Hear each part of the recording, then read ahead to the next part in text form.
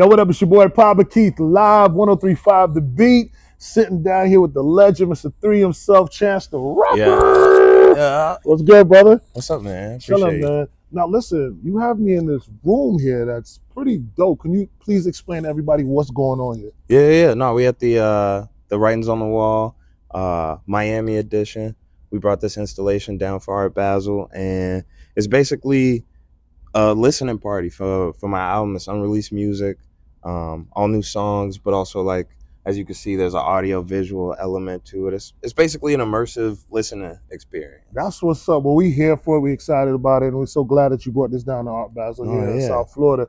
One thing I must say, though, a lot of people forget that music is art too. Yeah. But I really get excited when I see, like, artists, musical artists like yourself, combine the two. You know what I Yeah. mean? Jigga's done it. Yeah, many Swizz. others. Swiss has done it. So, what inspired you to move into this space the way you're moving? Honestly, it was a trip I took down to Ghana a few years ago, and I was kind of in the care of, like, some of the, like, most important contemporary artists in the world, a lot of them from West Africa. And I just learned about a lot of the parallels that there are between, like, independent music artists and, visual artists that don't have a gallery. And we, just created relationships out of that. I started traveling to a lot of art fairs, and then I kind of got the idea or the understanding that my music is better communicated when I'm in collaboration with visual artists. That's dope. So you have the Star Line. Could you explain that? Yeah. So the Starline is my project that's about to come out. It's a collaboration with a bunch of different, incredibly talented contemporary artists across a bunch of different mediums. So there's photographers that I've worked with, painters, sculptors. I'm trying to work with an architect, but it's a Wow. project that's taken a couple of years, and it's really just been about getting to the roots of hip hop, the reason why we do this, and telling the truth. So why the name, though? Because that's such a powerful name. Yeah. I want you to get into the name Starline. No, so I was inspired, obviously, by the late great Dr. Marcus Garvey, and he one of the most incredible things that he did was starting the Black Star Line, which was these giant ocean liner ships that he bought from the U.S. government and used as trade ships to create networking between Black populations in different countries. So he was working with those in South and Central America, the islands, and was trying to work with West Africa too.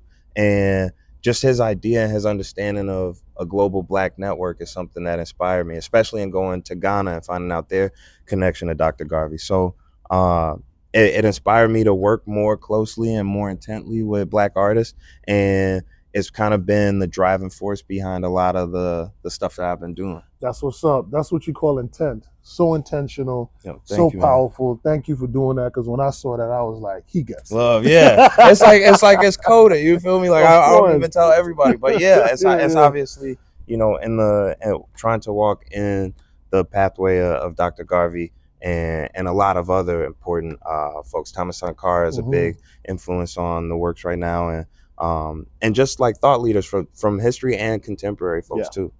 Well, listen, you're a big artist. You've seen it all. You've done it all in your career. Is there any kind of like nervousness with this project because you're just kind of rolling out a little different? It's a little special. If it's nervousness, it's really like excitement. Like, I really like doing stuff differently, as it's been seen throughout my career, and I feel like, I love being, truthful and intentional about my art. And the art doesn't just mean, like the actual, piece of work that you put out, but it's also the context in which you have it and how you wrap it and how you give it to people. And so, like, I'm really interested in meeting with the people around the country that, genuinely support me and made this independent career happen. And so I've been in small rooms with them, playing them unreleased music, getting, love, getting feedback, getting my flowers, getting to know these people that, have been paying to come to concerts and buying merch for all these years. So, I actually feel a little bit more confident because I'm getting to the source first, Oh, that's dope, man. That's dope. Well, I'm glad you took this journey. I'm glad you're doing this. This is very exciting times, not just for you, but for us as your fans and people who just want to see you take us to different stratospheres, which is definitely what you're doing. Want to talk a little hip hop with you. Kendrick just Yeah, dropped his joint. yeah, Did you get a chance to check it out? yeah. What you think? I love it. Like I love it. I love Squabble Up and TV Off.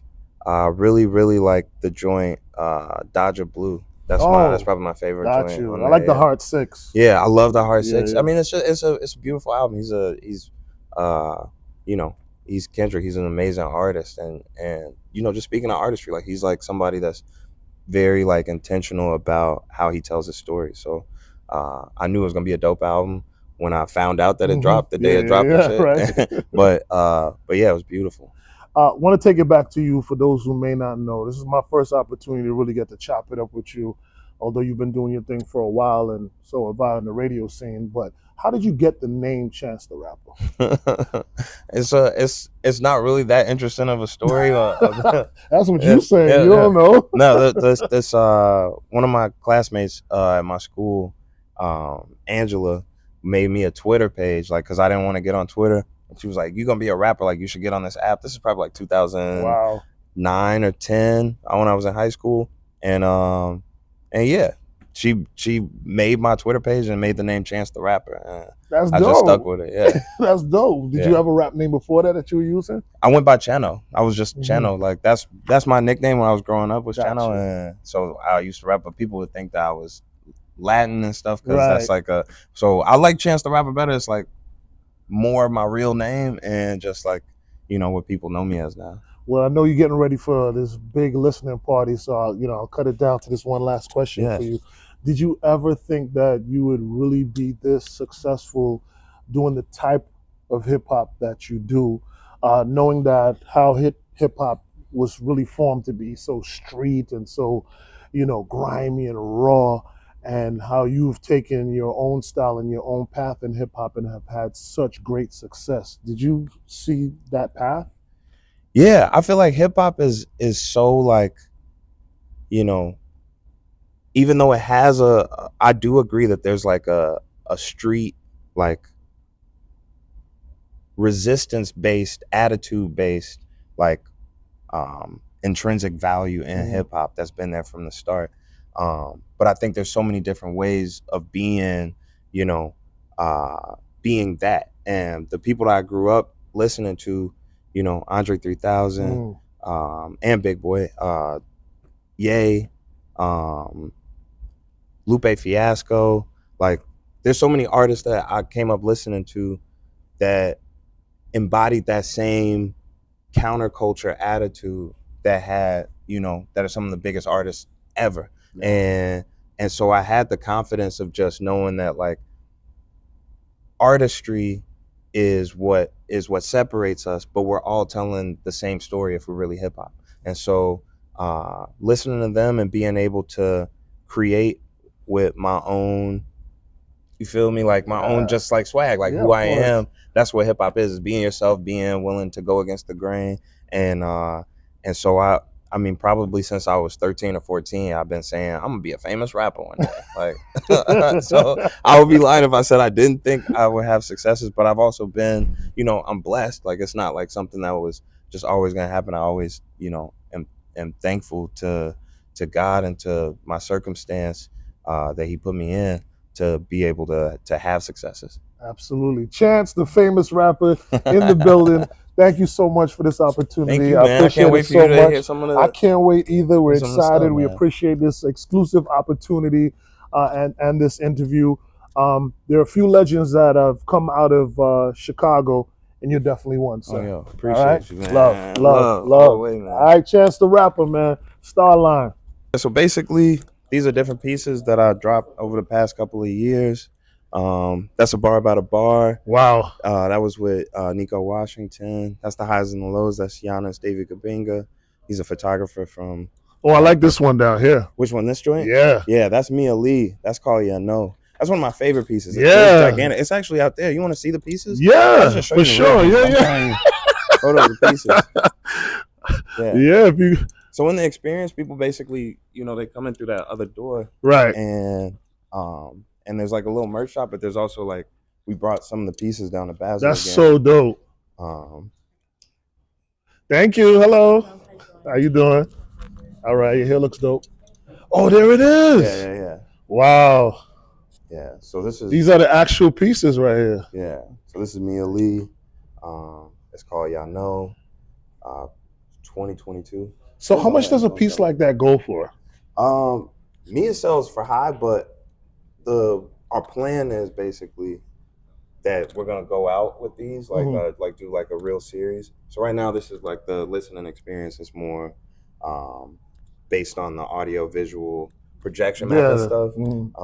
But we've all these pieces opened up at different museums, and eventually we're gonna do like a series where all the pieces will be in one building. Yeah. We'll go place to place with So it. you can't let that go. Yeah. I mean, eventually, all the pieces are owned by the artist too. So it's like if she decides to sell it, she probably make sure that she could show it whenever she wants to. Right. But right now she's letting me show the pieces. Super dope. Yeah. And I'm sure she's honored. Yeah.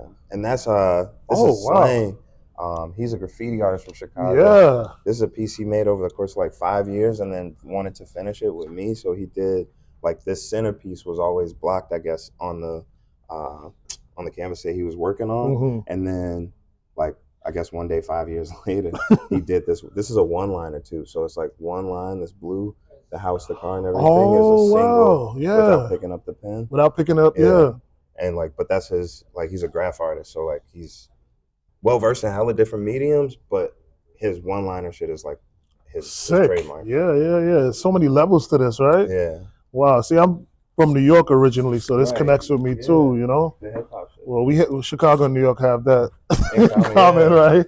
For real. This is amazing, man. Thank you for the tour, Writings on the Wall. Writings on the Wall. Yeah. Super dope, man. Chance to rap in the building. Appreciate y'all.